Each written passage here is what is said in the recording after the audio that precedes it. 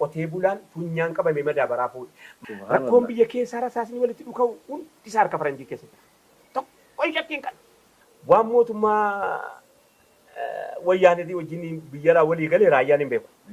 Waan walii galaniif immoo walii galaniiru. Madaabaraan gaafa dhufu funyaan kee qabamteetii qotee bulaan fuutee lafa ofii barsiifte madaabaraa amma alaa galchuudha. Koostiin birriin kun hundi ba'u kana. Lafa abbaa asitti hin fakkaatin. Madaabaraan bilgeet as dhufuudha. Bilgeet as galuu qaba jalqaba funyaan qabee dhufa. Akkatti dhufu funyaan nu qabee dhufa battolfamaa dhufne. Amma gaa lafa madaabaraa biyya keessa akkatti as nutti nagadam akkatti mootummaan sadarkaa inni birriitti liqeeffatee abbaa idaa ta'u akka inni maal ta'u akka biyyi hiyyeessaa waliin yaadanne walii biyya kana guddiftee gara fuulduratti lamma barnoonni achi baratamu waggaa 70 dura amma fakkeenya poolitikaal saayinsii lolaa addunyaa lammaffaarratti jalqabame. Inni nu adda haaraa poolitikaal saayinsii jedhamee mana yuunivarsiitiidhaa biiroon itti gubamee maal jedhamee poolitikaal saayinsii hadhaa akka jedhamee akka tolcha qaccaqan humni silaansa. Tolfamaa jiru jaraaf lolaa addunyaa lammaffaarratti isa kaa'ame jarree abdeet godhatee kan bira haaraa lafaa qaba. Makkanni biyya keenyaa ulmaa'een madaammi kaseen qorichan ta'u barase.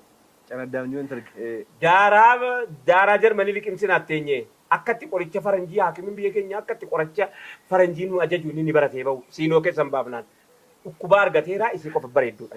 Dhukkuba arganiiru lafee keessatti waa ta'e arganiiru likkiidha isiin qodaan kan faranjiiti raayyaan tolchuu hin danda'u. Isiin isa achii dhufti isii gurgurtuudhaaf dhukkuba oomishama. Ma dhukkubni oomishama? Awoo ma oomishamoo. Dhukkuba danuu qabu lafaa. Yebeesiraa innaa tokko baafnee kaan tokko ergu. Maaliif waa sadii afur irraa gargaaramu?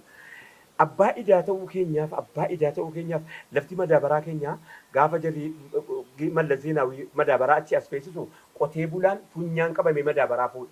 Madaabaraa gisee fuudhu maal inni yuuriyaa daappee jennee irra caalaa irra wabe. Teekinooloojii hin jibbamu. Sanyii daftee hadhaa sanyii keenya bilgeettuu erga. Sanyii midhaanii yoo nuun facaafne aga buutee nyabbaa koo. Balleessineef inni irraa. Biyyoon kennu bakka dide kennu akkamitti kennu suusii haraaraadha madaabaraa hadha mootummaan iyyuu lafti keenya hin kennu ka nutu gaafata mana jarri nu kadhatanu nuti kadhatee fudhatati nu kadhatee bitataman hamma barbaadan nutti dabalu maaliif gaafa sijaaraan jalqabaa biyya keenya keessa gaafa dhufu akkana karaa zayilaa kanaan dhufe karaa barbaraa kanaan dhufe karaa maayaa kanaan dhufe karaa Dirredawaa hidhu bakkaash. Gaasheedha Ingiliziin gaafa fidanu sobanii xaaliyaaniidhaan wal ariinee jedhanii fidanii miti.